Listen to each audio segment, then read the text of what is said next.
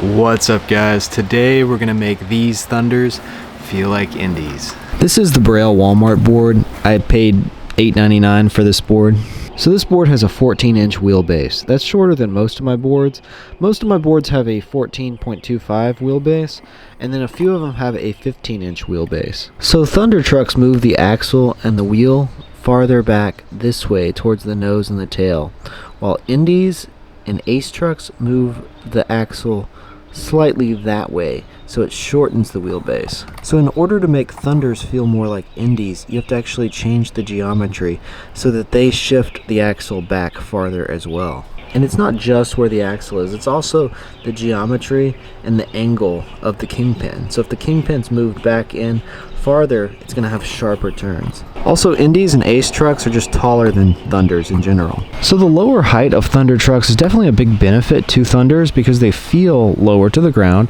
You can pinch your grinds better. You feel locked in. They're like coping huggers. Also, flip trucks feel a little bit easier when you have a lower truck. So the reason I want to make my Thunders feel like Indies is because I like the way Indies turn.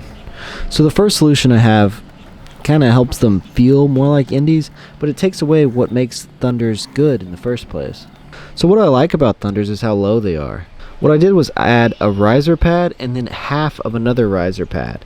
So there's a full riser pad on the bottom and then half a riser pad on top of that in the front. So what I'm doing there is changing the geometry. I'm lifting the truck up on this side, pushing that axle back, so it turns more like an Indy. And it feels more like an Indy. It's a quicker, sharper turn. You can make U-turns, turn in circles. So this solution definitely improved the turning a little bit, but I just couldn't lock in as good on grinds, and I felt like I was a lot higher off the ground. So another thing that's generally worse on Thunders than it is on Indies is the kingpin clearance. Since they are a lower truck, sometimes the kingpin will stick up a little bit too high, and so when you're grinding, you'll hit that kingpin. The kingpin clearance was pretty bad on these trucks, but lifting up this side actually created more kingpin clearance. And the higher you lift up this side, the more clearance you're going to have. Now they do make curved riser pads, but they're a lot thicker than this. I wanted something thinner, and they don't really make anything like that. Also, Thunder trucks are a little bit thinner on the wheelbase, so most riser pads stick out too much to the point where they're incompatible with Thunder trucks because you can't really do nose slides and tail slides when the riser pad sticks out way past the truck. What I would usually do in that situation is actually cut off part of the riser pad so that this part of the truck was exposed past any other soft rubber surface like that.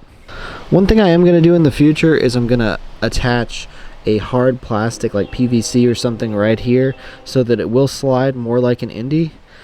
Maybe it'll stick out a little bit farther, but that plastic is going to work really well if I can find a strong adhesive to glue it on there. I've sold some of my Thunders. This is the last pair of Thunders I still have left, but I'm considering buying some hollow lights, some of the bigger sized Thunders, just for certain setups with shorter wheelbases.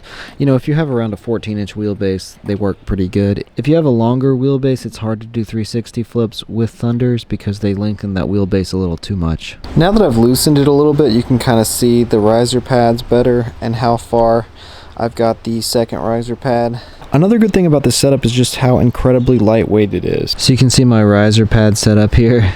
Apparently these riser pads spent a significant amount of time on independent trucks because you can see that iron cross. Thunders are just so light. Makes it easier to do certain flip tricks. I think kick flips are easier on Thunders. As you can see, when the base plate is flat like it normally is, you don't have much kingpin clearance at all, especially because these trucks have been ground down a little bit. I probably had this pair of trucks for 10 years. Of course, I didn't skate them exclusively for that amount of time. I just skated them here and there. So the next solution I'm going to have is going to keep the Thunders low, but it's not really going to fix the kingpin problem. What it's going to fix is the wheel bite problem, because with Thunders, you do get a lot worse wheel bite when you're turning or landing because they are lower and closer to the truck. So what I'm going to do, instead of rising them up this time, is I'm going to sink the board in. So we're going to make some wheel wells on the Braille board. Now the Braille board's probably not that strong because it is a discount board. They're normally $49.99, but I actually got it for $8.99. So this could weaken it around the nose and the tail, but I'm going to put these wheel wells right next to the truck, so when you're landing right on the truck, hopefully it won't break the board. Now, if you're landing on the nose and the tail really hard, this might weaken that part of the board a little bit. This is just the kind of video I make when it's raining. So I've used a lot of different things to sand wheel wells into a board. I've used like a table sander, I've used drums, like sanding drums, I've used flex sanding drums so they have a little bit of give to them, like a rubber with the sandpaper on top of it. Those work really good. I've used a Dremel, but that's gonna take forever. So what we're gonna use today is something a little unconventional. We're gonna use a grinder. I normally use this to cut through metal and stuff like that, but this is going to cut through this wood really fast and easy. You might want to wear something over your ears and your eyes, maybe something a little bit better than this, but this is all I have for right now.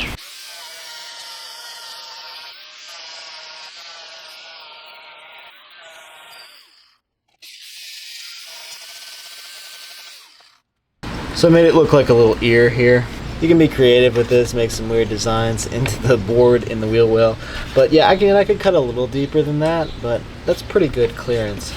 You might want to spray some clear plastic coating over this and let it dry so that it'll be slick and not as sticky there.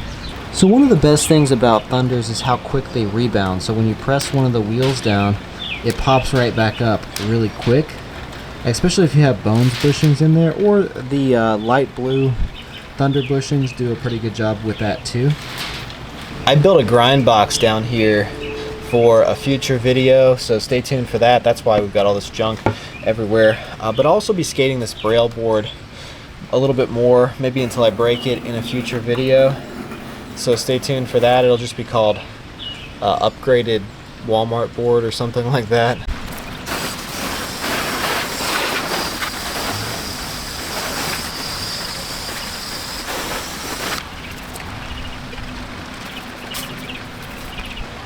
So yeah, they're not perfect, but we got the wheel wells in there, so let's get the trucks back on.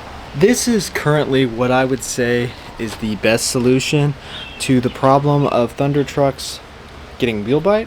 Just make deep wheel wells in the deck, because this is going to keep all the good qualities with Thunders, how low they are, how they pinch, how they perform with flip tricks, without sacrificing anything, so you're not getting wheel bite, stopping and getting hurt. Wheel bite's the worst thing about Thunders, because you can actually get hurt with wheel bite. The turn is pretty good on Thunders. It's not as sharp as Indy or Ace, but they perform pretty good when it comes to turning. If you are having trouble with the kingpin clearance on Thunders, it could cause you to be more creative in your skateboarding. Maybe instead of just doing 50-50s on flat concrete ledges, then you'll try to do 5-0s, because when you're doing a 5-0, you get a little more kingpin clearance. Or maybe you'll try to do Smiths and stuff on round rails. You'll use this side or this side. When you're doing 50-50s too, you can counter lock in, so you're not locking in right in the middle. And maybe that will make you a better skateboarder, because a lot of grinds you can adjust so that you're not hitting the kingpin, even if the kingpin sticks out farther than the truck. So one problem you could have with a 14-inch wheelbase and wheel wells that go back a lot farther than that is you can't actually put a rail right on the end of the board. So if you're doing Smiths and Feebles, sometimes it's nice to have a rail right on the end of the board, because you can actually hit against that and it'll slide better than the wood, and you don't have to dip it as far. But with this, you'd have to put the rail about here. It's not going to help at all with Smiths and Feebles. It might help with board slides a little bit and grabs. But yeah, so you could actually shorten the rail maybe and put a shorter rail right there for Smiths and Feebles and for grabs. Maybe a little bit longer than this, maybe about to there. If you had a pig rail, you'd cut right here, stick that in. Now that might mess you up for certain kinds of board slides if you're kind of twisting it and stuff and not going straight on, or certain kind of lip tricks, sometimes rock and roll, something like that. So yeah, I would probably avoid rails on here. I don't know if you could get away with going diagonally and then having shorter ones on each side there, but yeah, I'd probably avoid the rails. if you've got this going on.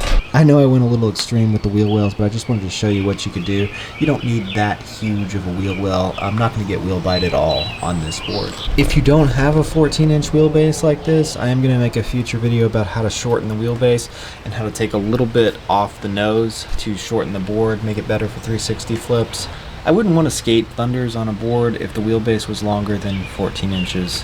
Maybe if I was using the board exclusively for vert or transition, I could get away with the longer wheelbase with Thunders, like mini wrap, something like that. But if I'm going to be rotating the board and doing 360 flips, I'm going to want to tighten that wheelbase up a little bit. So I hope you guys enjoyed this video. If you like this kind of content, scroll through my channel, check out my other videos. I've got a lot more videos like this and more to come, so hit that subscribe button. Thanks for watching.